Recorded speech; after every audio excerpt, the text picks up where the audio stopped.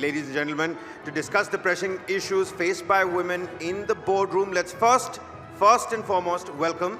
And let's welcome none other than the co-founder, CEO of Sugar Cosmetics, Vinita Singh. Thank you so much, ma'am. Please come up on stage. And to host this session will be joining us Srinath Sridharan. He's a policy researcher and developer. He's right there. Mr. Srinath Sridharan, could you please come up onto the stage?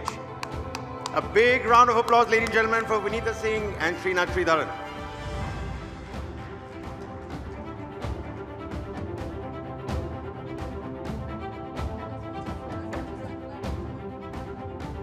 Yours. Hi, good afternoon. So Vinita, I want to come to you on this question about equitable boards. And it's not about gender lens alone. Equitable doesn't mean gender alone. There's a lot of aspects of equitableness in terms of fairness. Today we see wokeism, ageism, so many things on boards. And what I want to bring you in your own journey as an entrepreneur. What are your observations about equitableness? I'm sure you faced a lot of glass ceiling. And how did you cross them? Firstly, thank you so much for this privilege to be here at this event. I'm very grateful. To be on this hot seat, I don't even have a cool picture like that. But I'm going to get that in place for my next year's introductions. So in my own journey as an entrepreneur, I think for entrepreneurs, survival is your first and foremost responsibility because 99% startups fail. They die within their first 2 years. Even after funding, 90% startups fail. And so somewhere in the journey of surviving and just hanging on, because the #1 responsibility of a founder is actually to keep their company afloat. In that journey of surviving to building a large business, at some point you have to figure out corporate governance, having an equitable board. And I think we're on that journey, and it's very important because there is now enough data. I mean, there have been Fortune 500 companies observed over a period of time where participation of women at the CXO level and in boards leads to, on average, more profits. And there's data there. In a country like India, where less than 20% participation of women in workforce, there is an $800 billion GDP impact at stake if you're not able to move this number by another 10%. So I think there is a logical requirement of more equitable organizations from top to bottom. At the bottom now, at the entry level, we are seeing 33% participation, but like the anchor mentioned, there is the whole 25 to 40 years, which is a grave for women's careers where we get dropped off. And at the top, it's just about 5%. And I think that's what we need to solve for, because if we don't solve for it, it is going to be expensive for the economy and for the profits of the organization. And I think a person can make a big difference. If I talk about Sugar, in an organization of 4,000, we have 3,000 women. That's about 75% participation of women in workforce. If I talk about my own investments in Shark Tank, more than 50% of the capital invested by me on Shark Tank has gone to organizations, companies, which have at least one woman founder. And I think just starting that flywheel, you can, if you put some women in decision-making positions, there is the ability to start making organizations more equitable. Because if you look at the funding gap, less than 2% of the capital globally goes to women-led companies. Now, as opposed to that, in Shark Tank, you have about more than 40% representation of women founders, which is leading to some investors like me putting 50% of our capital in women. And I think that's just the beginning, but we just have to do the best that we can. Sure. Staying on Shark Tank. Yeah. Is it only the idea? Is it the promoter? Or is there concept of around their ethics and integrity towards board governance? What makes you sign that check? Yeah. So actually, idea is the least important, because what really matters is not idea. Ideas are a dime a dozen. What matters is execution, and for that, the founder is very important. So I think the only thing we are gauging in the limited time that we have, and people don't believe that, we are actually clueless about what is the next pitch going to be, but we are. I mean, we just have those few minutes to make that decision. And the only bet that you're taking at that point of time is on the jockey. Basically, the person who's driving that business, the founder. And you do have to you cannot figure out corporate governance and integrity in those few minutes, but that intellectual honesty of owning up. Is the founder honestly owning up to their failures and talking about them openly and has some learnings from them? Is the founder trying to sugarcoat all the gaps in their story by trying to gloss over them, push them under the carpet, or are they being honest, saying, this is my weakness, this is what I need to learn? And that can help you predict whether there will be eventual integrity, corporate governance. So I think idea is the least important. Product is very less important. What is most important is the founder. Because at the end of the day, including Sugar was born out of a business that started off as an e-commerce subscription but evolved into a makeup brand. And pivots and evolution happen in a startup's journey. It's very important that you have like an honest founder who's like a learning machine, constantly reading the market and iterating their business accordingly. Sure. I mean, we were speaking before the panel about how boards are becoming refreshingly different and with ability to have candid conversations in younger organizations as yours. I mean, give me some context and color of one of if I say corporate governance to the old school professionals, it'll sound very boring, fuddy-duddy, and almost like old boys network. But in the startup world, there is also a fear now saying, will innovation come at the cost of compliance? And I'm not taking any names here. How do you balance this? Yeah, so I think, in my experience, the thumb rule is that you are struggling for survival in the first 0 to 100 journey, which is, say, 100 employees. After that, you are responsible for the families and the lives and the careers of those 100 people. And you don't have an option not to be compliant, not to prioritize corporate governance. And that, wow, explosive. And that switch happens in that journey. And a lot of founders, if you wait, a lot of companies wait, I will do this at the time of IPO, I will build a board.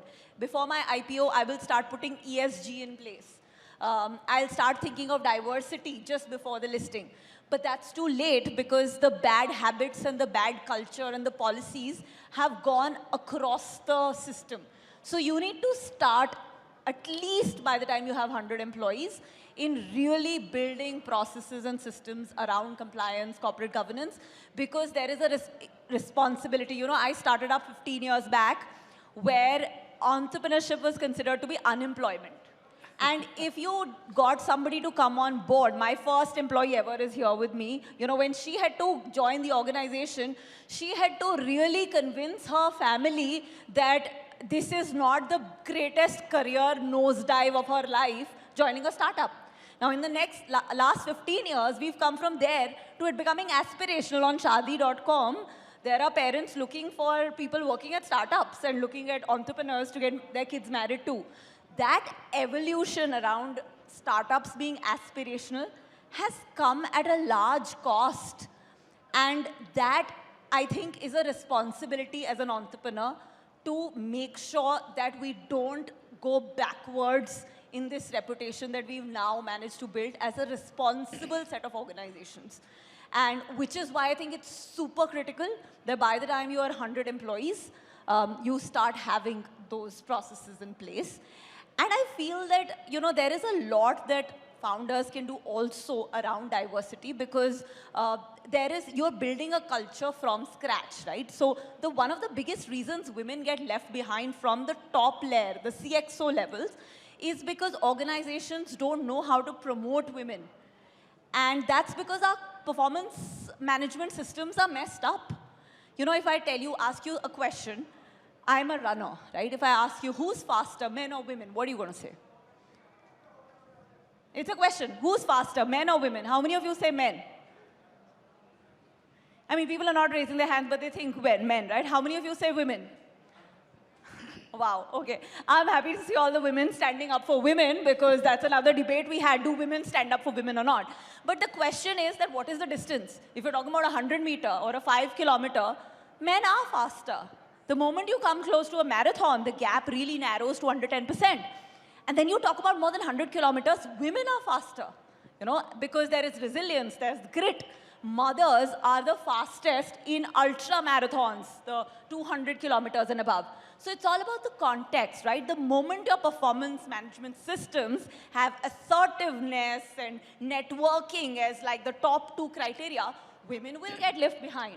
Now, startups have the ability to rethink these performance management criteria and say, what is it that we can do to have women getting treated fairly in this performance review system so that they have a chance to come up to that CXO level, because women do make great leaders, not in the traditional definition of leadership, which was an alpha, which is about, you know, being a genius, authoritative leader, but they bring in the vulnerability, they bring the humility, which Ayushman was talking about.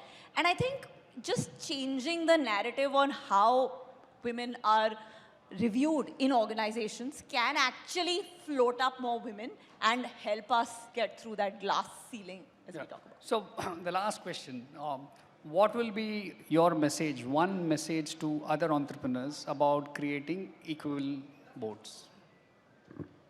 Firstly, my message to entrepreneurs is that we're in a fantastic decade. I mean, there is no other place or time to build than right now in India, because we're the only economy at that scale growing at 7-8%, 800 million internet users, which is 5x from what it was 10 years back. 50% of the digital transactions in the world are actually happening in India. So my first message, of course, to men and women building is that this is the right place, right time, right market. So be ambitious and build something awesome, because there's no other time you'll get an opportunity like this. And for equitability, I would just say that there is a direct GDP and net profit correlation between having more diversity, which includes diversity of gender, but also age, background, and other factors. So having diversity is a business decision, not a social decision, and look at it as one. Thank you, Vinita. Thank you for your candid views. Yeah. Ladies and gentlemen, give it up for Vinita Singh. Vinita, before you leave, I do have a quick couple of questions. I'll give you the mic back. Something very interesting you said, and this was also reiterated by... Vinita, how about you come this side, please? This was also reiterated by once I heard Priyanka Chopra saying, you do not compete physically, you compete cerebrally. We are not looking for equal competitive, lifting the weight, building biceps. Yeah. We're looking for equal opportunities when it comes to cerebral quotient. Yeah. Today, are you looking at those opportunities emerging, especially from women entrepreneurs? Absolutely looking at a lot of opportunities, because there is effort being put in by the government to put more money in the hands of women as entrepreneurs. And the greatest barrier for women entrepreneurs always has been lack of capital across the world. Less than 2% of funding goes to women. Now in India, there have been these funds and capital created, which is making it easier for women entrepreneurs to raise capital. And I feel when women raise capital and build organizations, they hire more women. It starts a flywheel of one, role models and mentors, and second, of just better policies that are more supportive of women. And we're at the starting point of that flywheel, and I feel next 10 years, all these conversations about not having enough representation of women will dramatically change. Okay, and to all those women who are hoping to be the next people you fund on Shark Tanks, as a shark, what exactly would you like to tell them?